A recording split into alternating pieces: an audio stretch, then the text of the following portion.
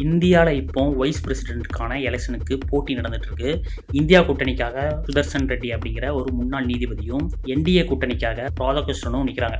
இப்போ இது பிரச்சனை கிடையாது. என்னன்னா அமித்ஷா வந்துட்டு இந்த சுதர்சன் ரெட்டிக்கு அகைன்ஸ்டா அவர் வந்து நீதிபதியா இருக்கும்போது சால்வா ஜூடம் அப்படிங்கிற ஒரு அமைப்பை வந்து பேன் பண்ணிட்டாரு. இந்த மாவோயிஸ்ட்கள், இந்த தீவிரவாதி அமைப்புகளுக்கு அகைன்ஸ்டான ஒரு அமைப்பு இது. அதை பேன் பண்ணி மாவோயிஸ்ட்களுக்கு ஆதரவாக செயல்பட்டாரு அப்படிங்கிற மாதிரி குற்றச்சாட்டை வந்து முன் வச்சிருக்காரு. ஆக்சுவலாக இந்த சால்வா ஜூடம் அப்படிங்கிற அமைப்புனா என்ன, அதுக்கு ஏன் அமித்ஷா வந்து ஆதரவு தெரிவிக்கிறாரு, இந்த சுதர்சன் ரெட்டி ஏன் வந்து அதுக்கு வந்து அப்போஸ் பண்ணாரு, அதை ஏன் பேன் பண்ணாரு, நீதிபதியாக இருந்துட்டு இதெல்லாம் பண்ணலாமா? இந்த 2000 ஆரம்ப காலகட்டத்தில் வந்து பார்த்திங்கன்னா அந்த சத்தீஸ்கரில் வந்து மிகப்பெரிய அளவில் மைனிங் பிஸ்னஸ்லாம் வந்து டெவலப் ஆகிட்டு இருந்தது. இந்த வேதாந்தா மாதிரியான கார்ப்பரேட் கம்பெனிகள்லாம் வந்து அதை வந்து டெவலப் பண்ணிட்டு இருந்தாங்க. ஸோ அந்த நிலப்பரப்பை நம்பி வாழக்கூடிய மக்கள் வந்து அதுக்கு எதிராக வந்து போராட ஆரம்பித்தாங்க. இப்போ வந்து தூத்துக்குடியில் ஸ்டெர்லைட் போராட்டத்தை பற்றி எல்லாருக்குமே தெரியும். அங்கே வந்து பார்த்திங்கன்னா அமைதியான முறையில் போராட்டம் நடந்துட்டு இருந்தது. அதில் வந்து பார்த்திங்கன்னா சமூக விரோதிகளால் வந்து பார்த்திங்கன்னா போராட்டம் தூண்டப்பட்டது அப்படின்னு சொல்லி இங்கே வந்து பல பேர் வந்து கொல்லப்பட்டாங்க. இதில் வந்து டேரெக்டாக கவர்மெண்டே போலீஸே வந்து பார்த்திங்கன்னா இந்த கொலையில் வந்து ஈடுபட்டது. இந்த மாதிரி டேரெக்டாக இல்லாமல் இன்டைரக்டாக ஒரு அமைப்பு உருவாக்குறாங்க.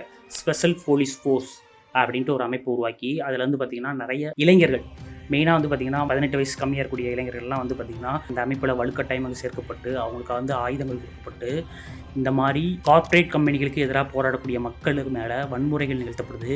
அவங்களுடைய வீடுகள், குடிசைகள்லாம் வந்து கொடுத்தப்படுது. அங்கே இருக்கக்கூடிய பெண்களை வந்து கடத்தி கொண்டு வந்து பாலியல் வன்புணர்வு செய்கிறாங்க. ஸோ இந்த மாதிரியான காரணத்துக்காக உருவாக்கப்பட்ட அமைப்பு தான் இந்த சால்வா ஜூடம். இந்த சால்வா ஜூடம் அமைப்பில் சேராத இளைஞர்களை வந்து என்ன பண்ணுறாங்கன்னா மாவோயிஸ்ட் சிம்பதிசர், மாவோயிஸ்ட் ஆதரவாளர்கள் அப்படிங்கிற மாதிரி வந்து பார்த்திங்கன்னா பிராண்ட் பண்ணி அவங்க மேலே வன்முறைகள்லாம் வந்து தொடர்ந்து நடத்தப்படுது. ஸோ அதுக்கு பயந்தே நிறைய இளைஞர்கள் வந்து இந்த குரூப்பில் வந்து சேர்ந்தாங்க.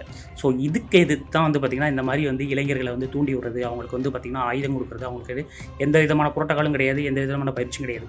அவங்களுக்கு ஒரே நோக்கம் வந்து இந்த மாதிரி வந்து கவர்மெண்ட்டுக்கு அகேன்ஸ்டாக, கவர்மெண்ட்டுடைய ஸ்கீம்ஸ்க்கு அகேன்ஸ்டாக இருக்கக்கூடிய மக்களை வந்து கொலை பண்ணணும் அப்படிங்கிற ஒரே ஒரு நோக்கம் மட்டும் தான். இது வந்து ஹியூமன் ரைட்ஸ்க்கு அகேன்ஸ்டாக இருக்குது அப்படிங்கிற காரணத்துக்காகவே இந்த அமைப்பை அப்போ இருந்த நீதிபதியான சுதர்சன் ரெட்டி பேன் பண்ணுறாரு. இந்த சால்வா ஜூடம், இந்த மாவோயிஸ்ட், இந்த சத்தீஸ்கர் பற்றி டீட்டெயிலான ஒரு இன்ஃபர்மேஷன் வேணும் அப்படின்னு வச்சிங்கன்னா வந்து பார்த்திங்கன்னா தினி சுந்தர் அப்படிங்கிறவங்க பர்னிங் ஃபாரஸ்ட் இந்தியாஸ் வார் இன் பாஸ்டர் அப்படிங்கிற ஒரு புக் எழுதியிருக்காங்க. டைம் கிடைச்சா படிங்க.